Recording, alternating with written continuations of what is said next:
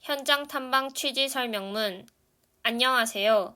한국건설기술인협회 토목기술인회와 대한토목학회 대학생위원회가 현장 견학을 다녀왔습니다.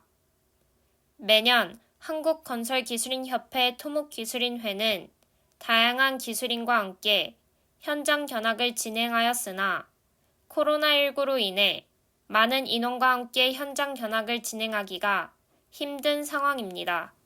하지만 한국건설기술인협회 토목기술인회는 지속적으로 토목기술인들과 미래토목인들에게 다양한 현장에 대한 경험을 할 수 있도록 소수의 인원으로 견학을 진행하고 이를 영상, 카드뉴스 등 다양한 매체를 통해 간접적으로 경험할 수 있도록 하고자 올해는 대한토목학회 대학생위원회와 함께 현장 견학을 진행하게 되었습니다.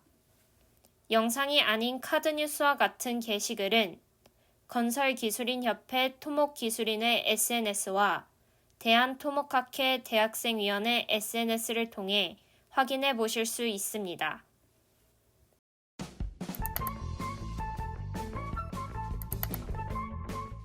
안녕하세요. 캐면 클수록 재미있는 토목기술 톡, 캐캐토톡이죠. 고정 컨텐츠로 만들고자 저희 대학생위원회에서 굉장히 노력을 하고 있는데요. 이전 고덕대교에 이어서 두 번째 캐캐토톡입니다. 안녕하세요. 저는 오늘의 리포터를 맡은 제17대 대한토목학회 대학생위원회 회장을 맡고 있는 건국대학교 남규리입니다.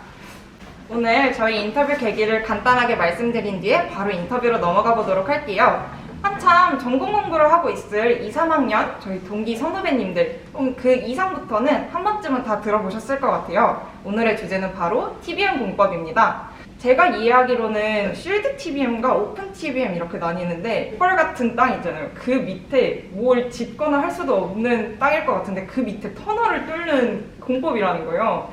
그래서 그게 참 신기해가지고 집중해서 들었던 기억이 나는데요. 고도의 기술 집합체이다 보니까 학부생 전공에서는 되게 막 그 내용을 상세하게 배우거나 이게 뭘 하는 건지 이게 뭐 사례가 어떤 게 있는지 그렇게 자세하게 배울 수는 없었거든요. 그게 참 아쉬웠는데 오늘 저희 캐캐토톡은 한국건설기술인협회에 아주 감사하고 빵빵한 지원으로 귀한 선배님을 모실 수 있었습니다. 바로 소개해드리도록 할게요. SK건설의 김택곤 박사님입니다.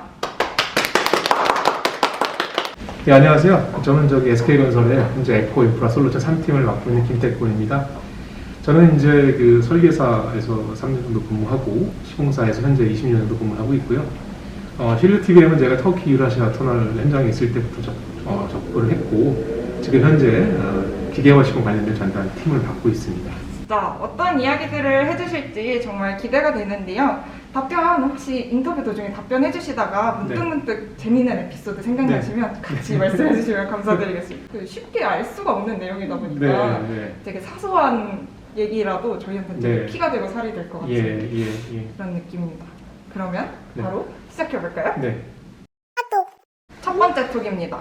먼저 TBM 공법이 무엇인지 좀 소개를 해주실 수 있을까요? TBM은 터널 보링 머신의 약자고요. 터널을 기계를 이용해서 굴착하는 그런 공법이 되겠습니다. 크게 보면 이제 그 그리퍼 오픈 TBM과 쉴드 TBM이 있는데 재밌는 건 쉴드 TBM은 사실 동물을 자연에서 아이디어를 얻었어요. 영국 템즈강 하부에 있던 그 좀조개에서 쉴드 TBM 공법의 아이디어를 얻었습니다. 즉 자연에서 나온 아이디어입니다. TBM 공법의 장점과 단점이 어떻게 되는지 좀 알려주실 수 있을까요? 네, 보통 터널을 굴착하는 방식에는 발파하고 이렇게 기계식 굴착 방식이 있는데요. 발파 공법에 비한 장점은 가장 큰 것은 소음과 진동이 적고요. 그 다음에 더 큰 것은 더 빠르고 더 안전한 장점이 있습니다. 즉 더 faster, 더 safer가 되겠고요. 따라서 도심지와 같이 민원과 그 다음에 안전이 요구되는 그런 터널링 시공에는 최근에는 TBM 공법을 이용한 그런 터널 굴착 방법이 전 세계적으로도 활성화되고 있고 국내에서도 이제 많은 연구와 그리고 실제 실행을 하고 있습니다.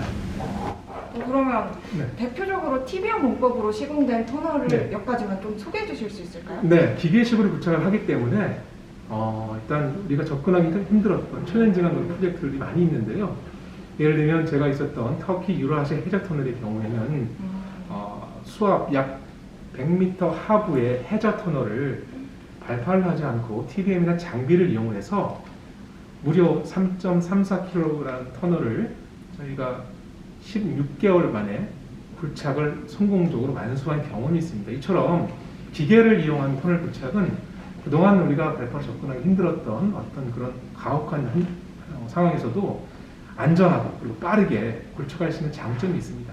이때 가장 중요한 것은 장비를 그 현장 조건에 맞게 제작하는 겁니다. 그래서 TBM 기술이라면 여러 가지가 있겠지만 어쨌든 가장 중요한 것은 지질과 장비를 이해하고 그거에 맞게 주문 제작해서 안전하고 빠르게 굴착하는 것이 할 수 있겠습니다. 그러면 이게 유라시아 해저 터널을 네. 사례로 언급을 해주셨는데 네. 100m 아래면은 저희가 네. 보통 사람이 수심 10m 이하로 내려가면 기압이 올라가잖아요. 그렇죠. 그 네. 10배 밑에를 뭐 네. 발파나 이런 거 없이 이걸 뚫을 수 있는 네. 기술이라는 거네요. 네네, 그렇습니다. 아. 특히 그 유라시아 해저 터널의 경우에는 지반 조건이 안반도 있지만 토사 지반이 한 3분의 1 정도 됐습니다. 토사 굴착을 발파를 이용해서 할 수는 없죠. 그리고 또 물이 들어온 상태이기 때문에 굉장히 위험한 상황에 처하게 되죠. 이때 우리가 이제 제작한 실드 TBM을 이용을 해서 안전하고 빠르게 굴착할 수가 있었습니다. 점점 내용이 궁금해지는데요. 네. 바로 다음 톡으로 넘어가 보도록 할게요. 두 번째 톡입니다. TBM 장비를 보셨을 텐데요. 이게 앞쪽에 막혀 있습니다. 그래서 이게 뚫는데 앞에 뭐가 있는지 알 수가 없어요. 근데 이게 혹시 앞에 뭐 네. 물이 나올지 흙이 네. 나올지 안반이 나올지 어떻게 예측하시나요? 먼저 터널을 구축하기 전에 가장 중요한 것은 땅 속에 있는 그 구조물 혹은 지작물을 이해하기 위해서 지반 조사를 먼저 수행하는 게 중요합니다. 지반 조사를 수행하는 방법에는 뭐 시추 조사도 있고요. 그다음에 시추공과 시추공 사이의 불확실성을 예측하기 위해서 물리 탐사라는 방법을 이용하죠. 자, 그런 상황을 먼저 우리가 전반적인 기본 정보를 가지고 있고 그다음에 장비를 굴착하면서 장비 안에도 또 실시간으로 물리 탐사를 이용해서 전방에 있는 지질 상태를 예측할 수가 있습니다. 그리고 또 장비에도 저희가 이제 프로브 드릴이라고 해가지고 시추 장비를 달거든요. 그래서 직접 또 확인을 통해서 전방에 있는 상태를 예측할 수 있고요. 최근에는 장비가 반응하는 정도, 즉 결국엔 장비라는 것은 지질과 반응을 해서 굴진을 하는 거기 때문에 장비가 지질과 반응해서 나오는 여러 가지 데이터를 가지고 이가 어떤 상태일까를 예측을 하고 이것들이 향후 전방 지질과 그 다음에 내가 어느 정도 더 굴진해 나갈 수 있는지 의사결정할 수 있는 그런 툴들이 최근에 많이 개발되고 있고 앞으로 인공지능이나 이런 기술을 통해서 더욱더 활성화될 것으로 예상이 됩니다. 감사드립니다. 네, 물리 탐사도 하시고 네. 그 이게 하면서 기계에서도 집안 앞을 예측한다는 게 좀 인상이 깊었는데요. 그러면은 또 이어서 한번 여쭤보면 좋을 것 같은 게 있습니다. 요새 건설 현장에 스마트화가 굉장히 빠르게 일어나고 있다 이런 기사들도 조금 접하고 있는데요. TBM 공법도 이런 스마트 기술들이 도입이 되고 있나요? 네. TBM 프로젝트의 특징은 세 가지 요소의 성공률이 달려 있습니다. 첫 번째는 굴착해야 될 대상 지질이고요. 두 번째는 그거에 필요한 장비, 마지막으로는 사람이겠죠. 그런데 이 스마트 관련된 기술, 또 디지털 트랜스포메이션 같은 기술이 발전하게 되면 결국 기계가 더 똑똑해진다는 얘기가 되겠죠. 그 얘기는 결국 사람의 역할이 줄어든다는 얘기가 될 겁니다.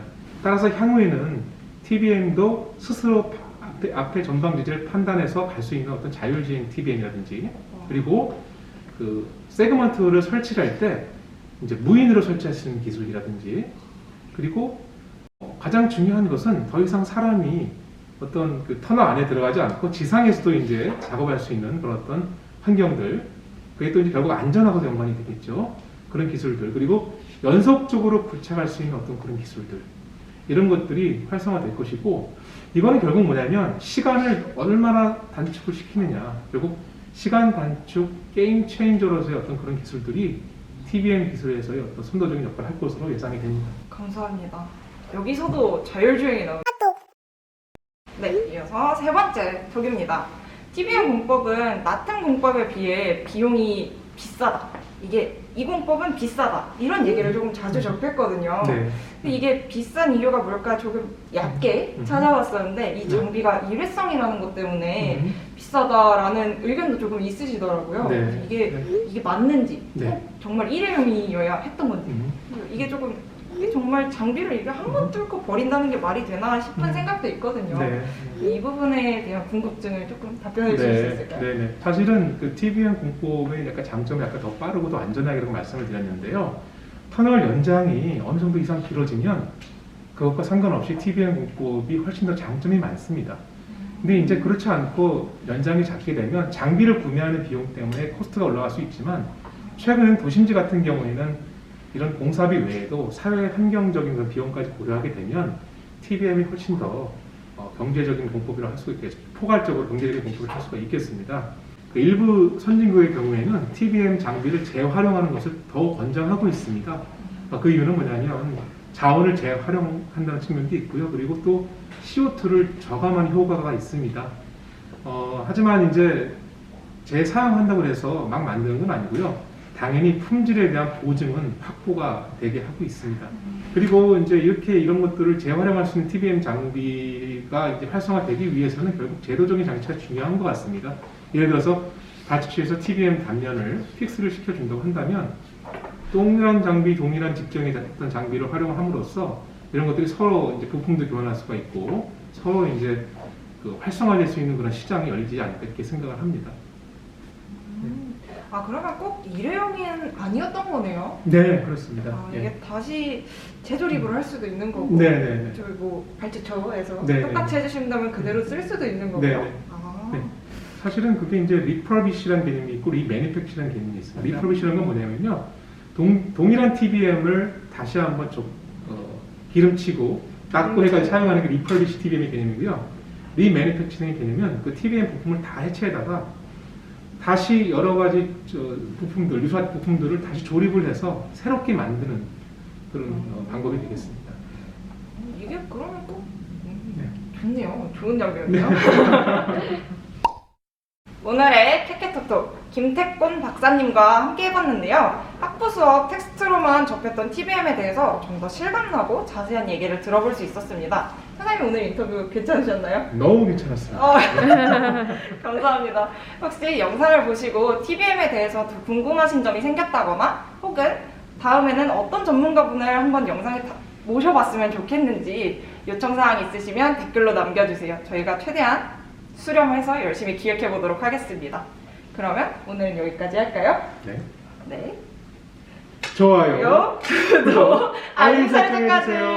안녕. 안녕.